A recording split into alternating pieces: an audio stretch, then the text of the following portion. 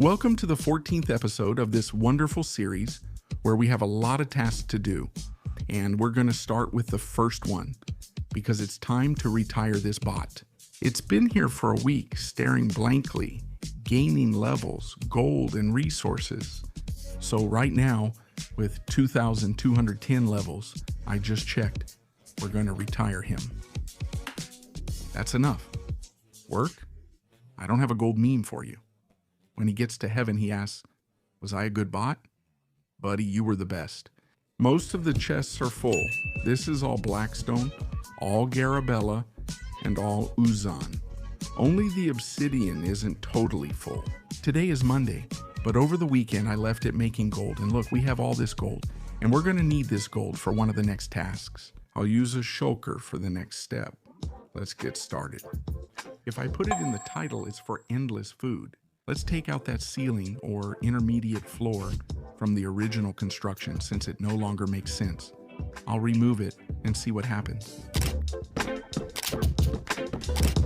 Let's see, it's not perfect, but it's better. I think the spaciousness, having so much farm, is nice. On the outside, sure, but on the inside, it doesn't have to be pretty. Honestly, decorating is tough with so many farms. That stone log is really ugly. Also, while I was removing the floor, some pieces fell. Many bookshelves here got messed up, ruining my crafting and everything, so now it's broken. I don't like it. Not at all, huh? Here goes another one. Okay, look, it's not like I've gone crazy. One of the tasks for today is to change this. If you don't know, what I currently have set up is the farms connected, so I can make pistons automatically. It seemed like a great idea, but it constantly demands a lot from me. Everything is connected, making a universal crafter easier. I just discovered this concept and think it's really cool. Let's set it up so you can see how good it looks. The explosion was controlled. I removed the water to prevent spills and took out important items. Everything was planned. Look, I want to try an automatic crafter. If I want to do mega crafting and make a lot of things, you get that this is the crafting shape, right? So I put wood here in these 3, cobblestone in these 4, redstone, and iron. The idea is that later, well, through another chest, everything is either pre-crafted or crafted gradually for me, so I can use different recipes without relying on production. From here, it goes straight there. Whatever I want to craft gets crafted. Honestly, it's more convenient for me. Yeah, because I just grab the stone and choose how much of all I have to put in here. And with the wood, I choose how much of all I have to put in here. I think it's going to be a better concept. I don't know, after I've been using this for a month, I'll give you the comparison. To do this, I want to play with a concept that I really like and that I discovered on Friday. And it's this right here. It's a complete Autocrafter, and I'll tell you how it works. When this redstone turns off, it stays off long enough for the hoppers to put the items they have into the crafter. And then, when the redstone turns back on, the crafting that was just set up gets triggered. Also, these droppers only activate once to reload the hoppers. Let me show you. Let's put one in each. For example, this one corresponds to the first slot, this to the 2nd, 3rd, 4th, 5th, 6th, 7th, 8th, and 9th. So, when I press it once, all the items line up in the hoppers, okay? And if I press it again, they all go in here. Did you hear that click? If this had made a craft, it would have triggered it, which is good.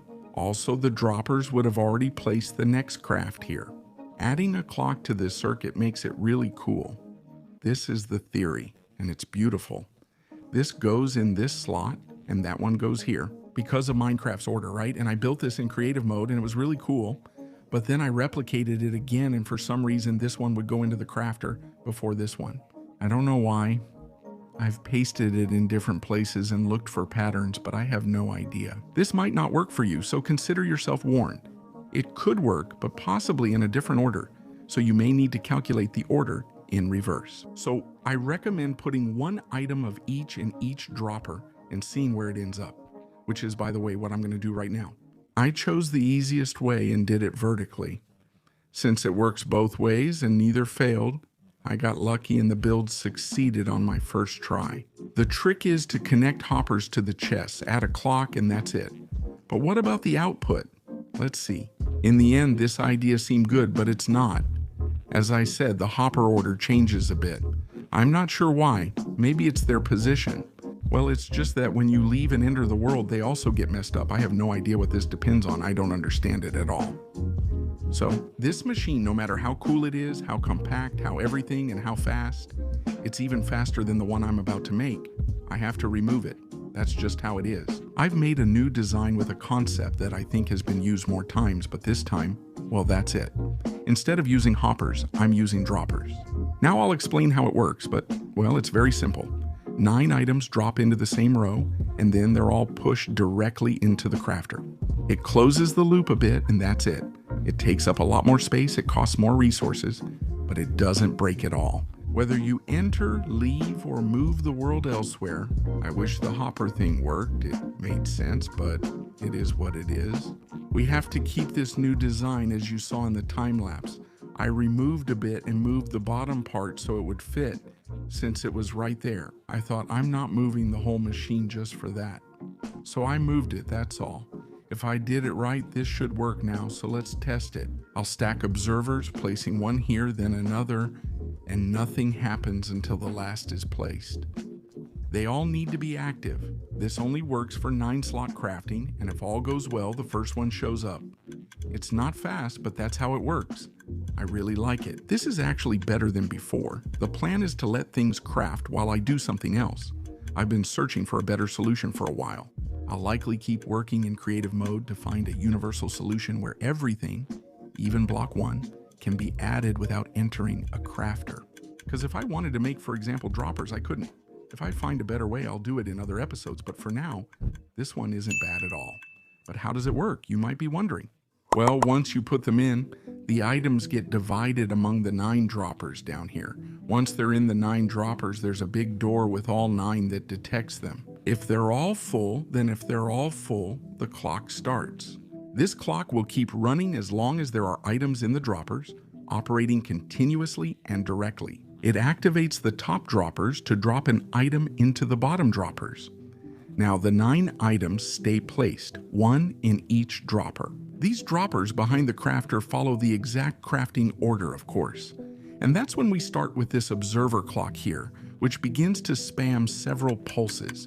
There are 12 in total. I thought 9 would be enough, but I don't know why it works with 12.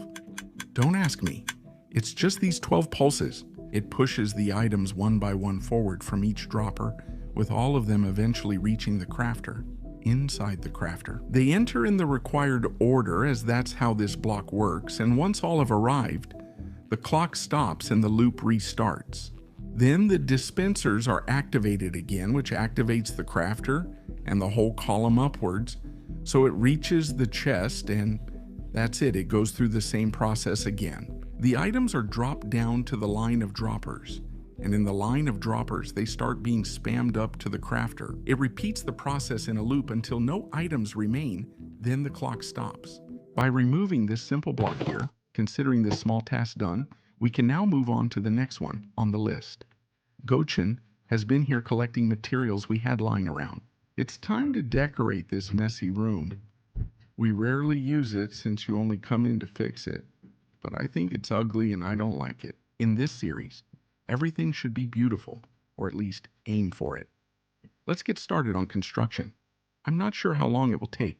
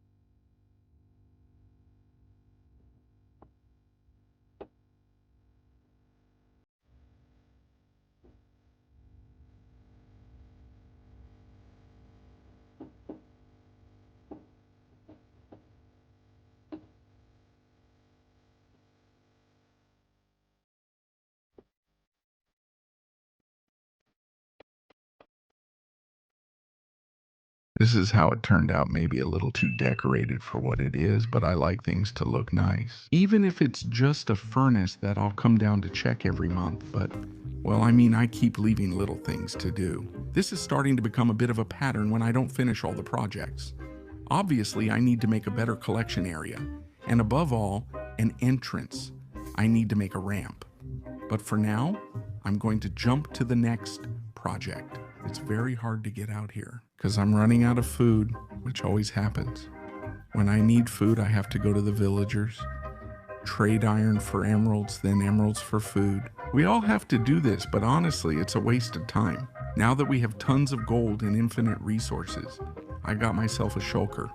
And honestly, there's enough for many more. The plan is to build a small carrot farm in this area and connect it. All gold, the crafter, and everything are in a shulker, and the farm will generate full shulkers. And I want to show you this because maybe I don't always show everything, like the behind the scenes. But look, to know how to place it, I made a Lightomatica, which is obviously a house that I paid for, but I made some modifications to it. Oops, you can't really see it well, but it has a redstone circuit inside. I've put everything in. It's all in one. I don't usually do this. Normally I build the farm first and then add the house. But this time, I think it works better like this, because now I know exactly where I have to place each block without any problem. So before the house, I'm going to build the farm, and we'll explain a bit as we go. All right, let's do this. I talk a lot of talking. I need to take more action.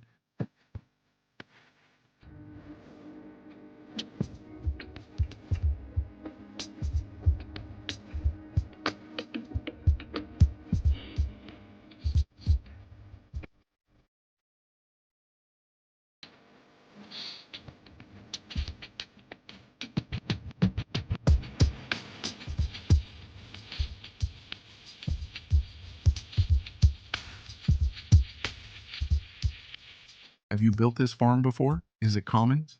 Villagers farm automatically, so you just need them farming. If a villager is in the middle, others will throw extra carrots to him. Of course, for that you need to bring villagers, and I don't have any nearby. Right now, this problem would be solved super quickly, because over there I have, well, actually no, I haven't even cleared out where they are. The new Happy Gas feature lets you tie any mob or boat with mobs and move them anywhere, so I could easily bring a group of villagers now. But, well, since this is simple, updating the snapshot right now is a bit much. I don't want to do it, so I have to use the old tricks. And the thing is, I don't have a good way to get to the village. I was supposed to change this, but I kept putting it off. The thing is, it's about the village. If I put a portal here, I'd get there, but I don't know how to place it since it's diagonal and I can't make diagonal portals. Since I'm live, has anyone thought of a solution? I forgot the username. Someone suggested placing 2 portals, which I think is a good idea, so I'll do it here. I'm going to see how it looks. I'm going to try to fit 2 portals here. Let's see if it's possible and we'll check it out. Let's see. I think it looks pretty good. You come through here, and while it doesn't block much, the obsidian is visible. When lit, it adds a nice touch. I really like it. Now for the real test. Let me close this so gas don't kill me. That's a plus. I'll be one short. Let's move on. No one will notice. You didn't see anything, right? Everything went wrong, so I'm changing it. Let's see if it connects. Olay, it connects. I can bring a few through here. Perfect. That's done. Now to bring the villagers. Honestly, doing this right when the snapshot just came out, the one where they completely changed the transportation of everything, of mobs and everything. Because with the new ghast, you'll be able to transport them through the air and all that. And now, it would help me a lot since I have to take this one and 2 others over there, and I'm not sure how, but you'll see now. Honestly, transporting them is simple, because I realize that the rails, these powered rails, are completely renewable. For me, because they use sticks made of wood, I have infinite redstone, which I actually have an infinite amount of.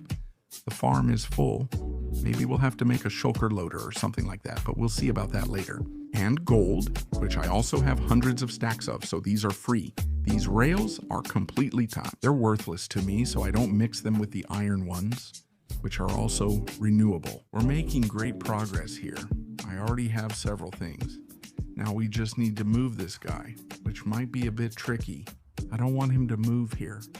I mean, there's like a trick where you can you can put a boat inside a minecart. What happens is that it goes flying, but flying like super fast, and I don't want to do that. It scares me. So do I have to not escape? Right. Here it is. This should go slowly but steadily. It would be great to do this with Happy Gas, but I think this is my last time. Now it enters its new life, the life of carrots. Wait, is it Nitwit? Is this one of those that don't work? Well, I'll check now. If nothing happens, we can bring more the same way.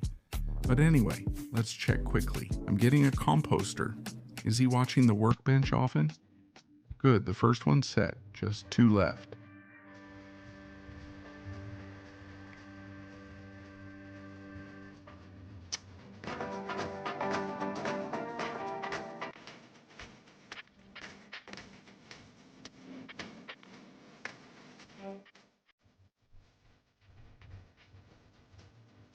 But where is he going?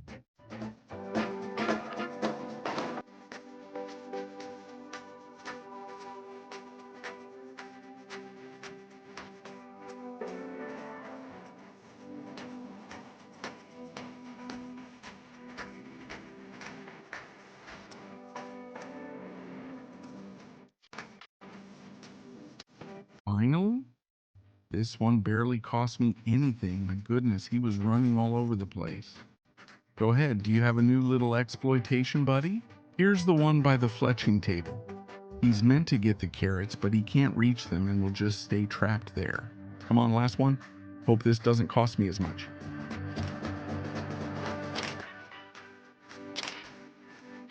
All right, I think there's a big problem with this guy.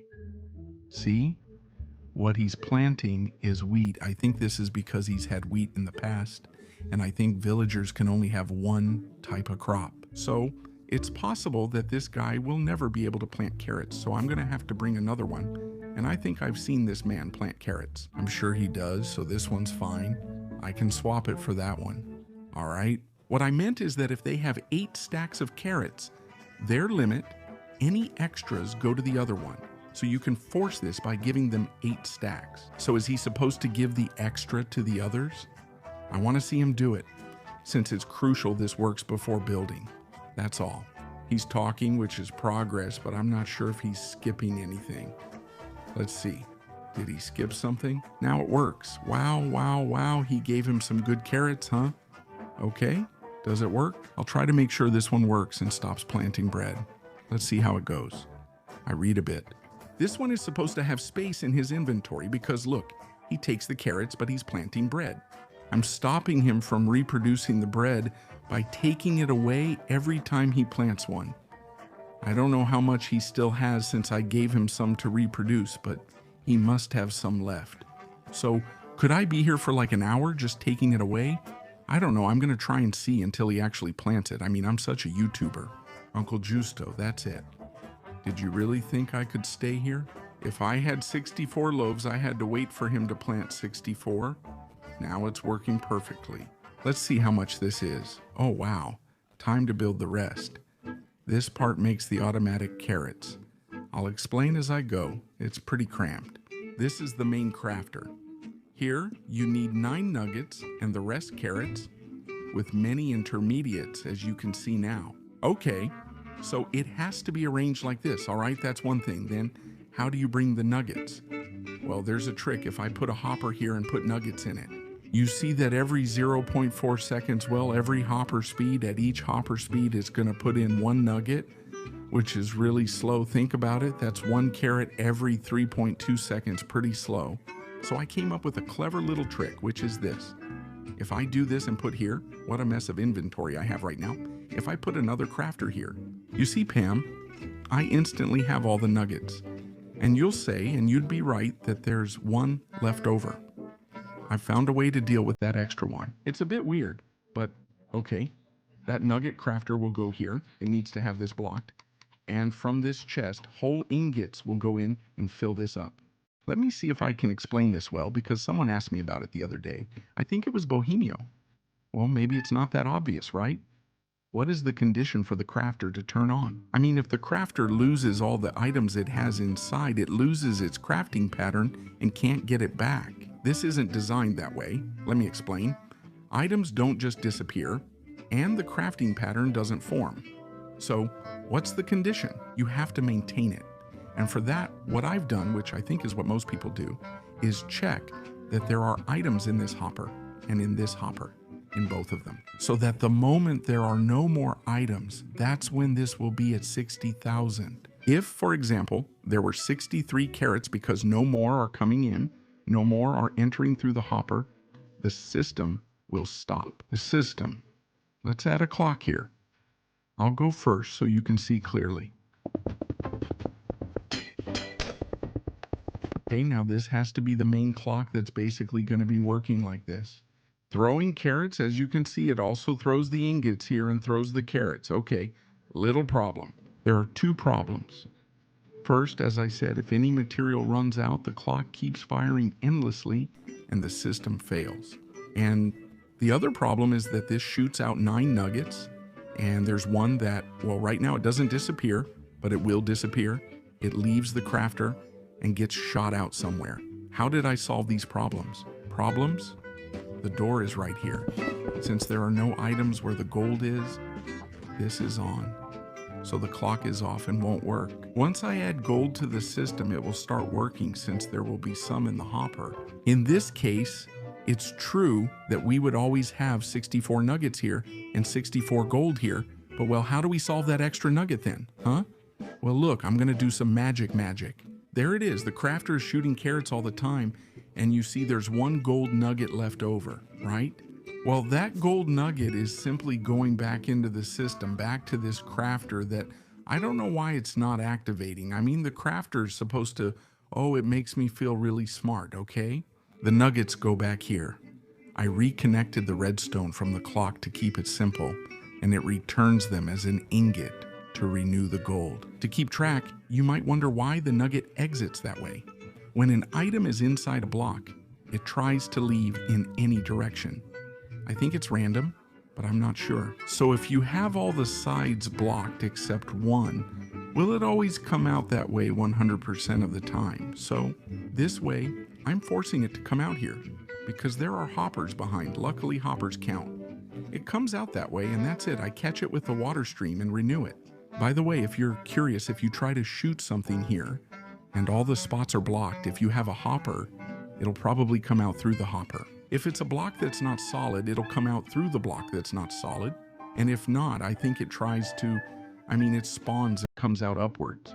I'm not sure right now, and I see that the gold has run out. That's why it's not continuing. You see it stopped, it was the gold. There's no more gold, but actually there is. Okay, how much has it made here? It's made a few, okay, but as you can see, it makes too many carrots. There's still a redstone system missing, which I'm going to finish now. I'm going to make it load everything into shulkers and take it to a barrel, which will be at the door of the house. And this is going to be wonderful. It's going to give us whole shulkers full of carrots instead of whole chests full of carrots. So here we go.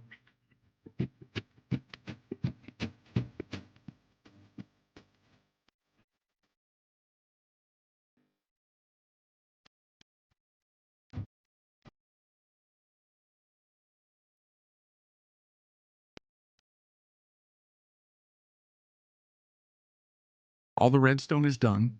I've set up the usual system. It's hard to see, but a shulker is being filled, and when it reaches maximum capacity, this comparator activates because it's compared with the signal of 15. So when it activates, the first thing it does is move the piston breaks the shulker falls into that hopper right there, everything goes up through here to the barrel, and then a tick. After that, this dispenser dispenses another shulker, and the process starts again. Of course, I'm thinking that if the shulkers run out, that's a bit of a problem. If I have 10 shulkers full of food and don't refill them, something could get lost, you know? Carrots would start going without a shulker, but, well, it's fine. Now that all the redstone is done, we can get started. The house will cover everything and create a nice place. I think it'll look great. It's possible that Mob Farm has its days numbered, honestly, because it's going to look really ugly there, especially when I build, well, a really big thing we're going to make there. Look, as you can see, the system has stopped because we're out of carrots, right? When more carrots come in, it'll start up again.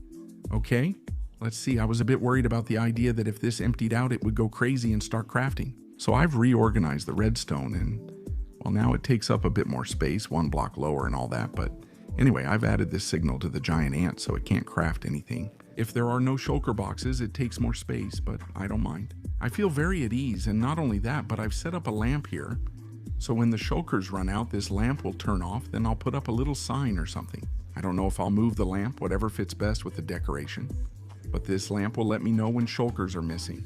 And you can put them in there. I could also add more. Thing is, we still don't have a farm, but I can put them in here. A hopper into a chest with a bunch of shulkers, but, well, that's for the future. Currently, we don't have many shulkers to spare, so the next episode will likely be a shulker farm. Now let's cover something else. From the list, the infinite food machine is done. In theory, we never have to worry about food again. Just refilling shulkers and gold from time to time, that's it. Let's move to the last item. It comes from an email I received after uploading episode 11 recently. Actually, why is this? I'm recording episode 14, but only episode 11 is public, and episode 12 is members only. I said this machine, which unloads shulkers, works opposite to what we just did. It unloaded more on that side into some dispensers. I'm not sure if you remember, but Forcan wrote me this email after he realized what was happening here. I'm surprised he noticed it since I never explained it in the episode. When you have a shulker unloading here and you break it with the piston, see how this minecart takes it away? It even took the stone brick over there. This disrupts the whole system and how shulkers are collected here. What happens is this piston moves all the minecarts to this side so that the minecart would be here. Then the piston fires, breaks the shulker, and it goes into this hopper. From here, because the bottom part is glass, and then there's a piston around here, which I don't know if you can see, it puts the minecart back in there. Okay? So what happens? And that's what Forcan noticed. While moving the minecart here, it still contains items. And during that brief moment, those items will only be unloaded into the minecart here. Remember, this splits into two. The minecarts move and the flow divides from one side to the other. When moved here, it collects everything. So, what's the solution? The solution is to rotate everything by 90 degrees, as he mentioned in the email. I need to destroy it. Rotate it 90 degrees, and it should work.